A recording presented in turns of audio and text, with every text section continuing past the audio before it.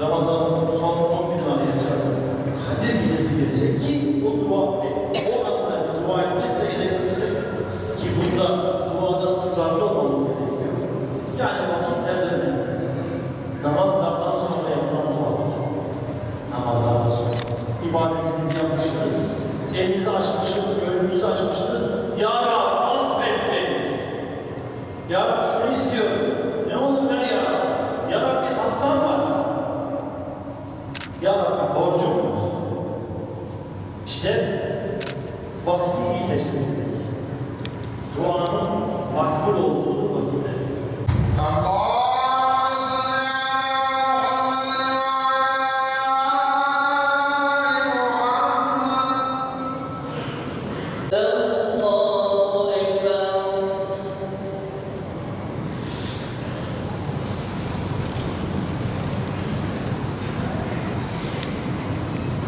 الحمد لله رب العالمين الرحمن الرحيم مالك يوم الدين إياك نعبد وإياك نستعين اهدنا الصراط المستقيم صراط الذين أنعمت عليهم غير المغضوب عليهم ولا الضالين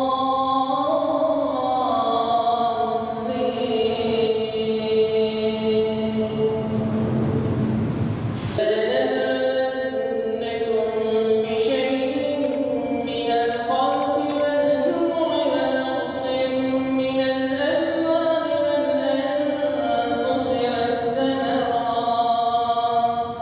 وبشر الصابرين الله أكبر سمع الله لمن حمده الله أكبر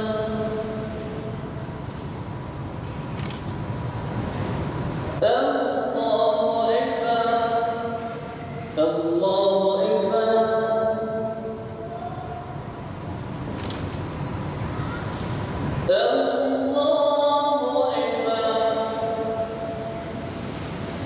الله أكبر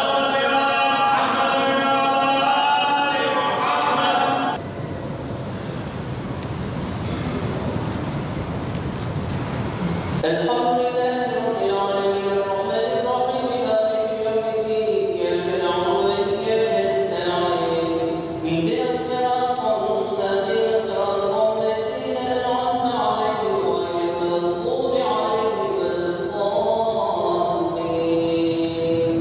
الله أكبر الله أكبر الله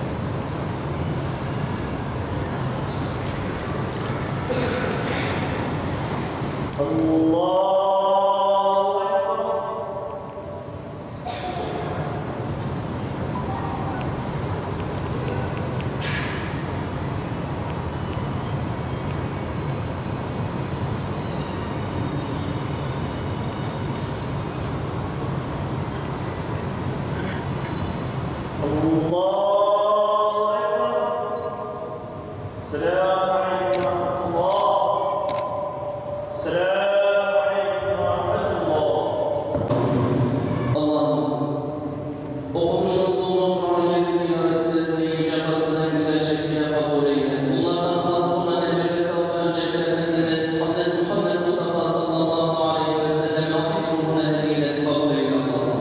Amerika ile İsrail ile yandaşlarına öyle bir net ver ki bunlar Allah'ım kendi dertleriyle uğraşmaktan başka Müslümanlara zulümden vazgeçsinler. Vazgeç bunlar Allah'ım. Hamdolsun ilk teravih namazımızı saat ve akit içerisinde idrak etmiş olduk. Başlangıç bitiş demektir. Sanki bugün belki bir sevincimiz var teravih ile ilgili ama insan hemen Ramazan'ın biteceğine inanmaya başladı. Bu ilk teravihle. Neden? Tabii ki insanoğlu Ramazan ayını büyük bir heyecanla bekliyorduk ve geldi. Şimdi acaba bu Ramazan'ı nasıl değerlendireceğiz diye bir şeyimiz var, hüznümüz var. Hatta bu beklenti içerisinde şöyle bir gördüğünüz gibi Filistin bizi bugün çok üzdü. Yani gün itibariyle çok üzüldük, kalbimiz yaralandı. Hatta bir şey yapamamak bizi daha da üzüyor. Ama yapabileceğimiz belki bizim buradan en fazla dualarımızı eksik etmeyeceğiz. Duaların tesiri çok fazladır. Dualar efendim işte camilerde cemaat olacağız ki camilerimize geleceğiz ve hep beraber gönlümüzü, elimizi, duygularımızı açacağız. Ya Rabbi ne olur yardım et. Müslüman kardeşlerimize yardım şeklinde dua etmeye başlayacağız. Ve birkaç saat sonra da artık sahur hazırlıkları başlayacak. Muhakkak kardeşlerimizden sahura kalkmasını ve çoluk çocuğuyla birlikte mutlaka ve mutlaka sahur yapmasını arzu ediyoruz, tavsiye ediyoruz. Gün içerisinde lütfen Allah rızası için orucumuzu uykuya tutturmayalım. Birçok kardeşimiz hemen sıcakları bahane ederek